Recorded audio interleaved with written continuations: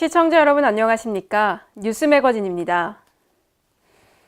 6.13 지방선거의 최종 투표율이 60.2%로 나타났습니다. 이는 지난 2014년 지방선거 투표율인 56.8%보다 3.4% 높은 수치입니다. 또 지난 1995년 6.17 지방선거 이후 23년 만에 60%를 넘어섰는데요. 지역별 투표율은 전남이 69.3%로 가장 높았고 제주와 경남이 뒤를 이었습니다.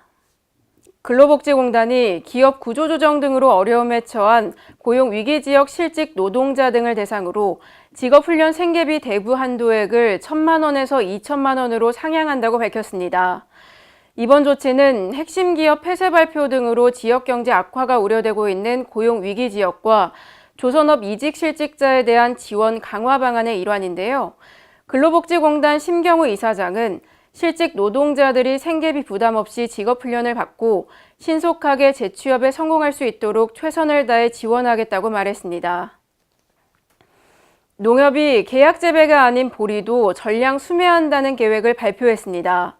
전북의 경우 재배 면적은 지난해보다 72% 증가한 14,000헥타르고 생산량은 55% 증가한 50만 톤으로 예상됩니다. 전북 농협 관계자는 농민들이 안심하고 보리를 수확할 수 있도록 수매를 차질 없이 진행할 계획이라며 장기적으로는 보리의 소비를 확대하기 위해 가공식품을 개발하는 등 방안도 마련하겠다고 말했습니다. 교육부가 특성화고, 마이스터고 등 직업계 고등학교 학생과 교원을 대상으로 산업안전보건교육과 노동인권교육을 강화합니다. 교육부는 올해부터 직업계 고등학교 학생을 대상으로 성공적인 직업생활이라는 과목을 정규 교육과정에 도입하고 전체 3학년 재학생을 대상으로 찾아가는 안전교육을 실시합니다. 또 노동인권 및 산업안전보건에 관한 온라인 교육을 필수과정으로 운영하는데요. 이를 통해 직업계 고등학교 학생들이 산업안전보건과 노동인권에 대한 소양을 갖출 수 있을 것으로 기대됩니다. 충주시가 도내 기업체를 홍보하기 위해 직접 나섭니다. 충주시는 일자리 종합지원센터와 연계된 기업의 홍보 영상을 제작해 업체에 무료로 제공할 예정인데요. 홍보 영상은 기업의 소개부터 생산, 포장, 품질 검사 등 생산 공정과 제품 소개 등으로 구성됩니다. 이번 계획은 관내 기업의 홍보를 도와 기업의 육성과 진흥을 돕기 위해 마련됐습니다.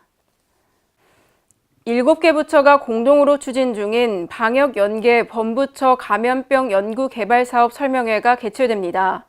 이번 설명회는 신변종 감염병에 신속하게 대응하고 국가 방역체계를 강화하기 위해 열리는데요.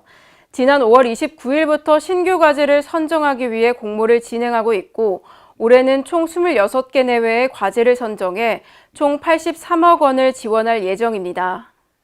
김해시가 노후화된 공공목적 광고물에 대해 일제 정비를 실시했습니다. 지난 28일부터 이달 3일까지 위치 안내 표지판 7개, 교통안전 표지판 10개 등 총 53개의 광고물 정비 작업을 완료했습니다. 그동안 노후화된 안내 간판은 식별이 어려워 시민들의 혼란을 일으키는 등 안전사고의 위험이 높았는데요. 이번 정비를 통해 깨끗한 거리 문화를 조성해 시민들에게 쾌적한 생활 환경을 제공할 것으로 기대됩니다. 이상으로 뉴스 매거진을 마칩니다. 시청해주신 여러분 고맙습니다.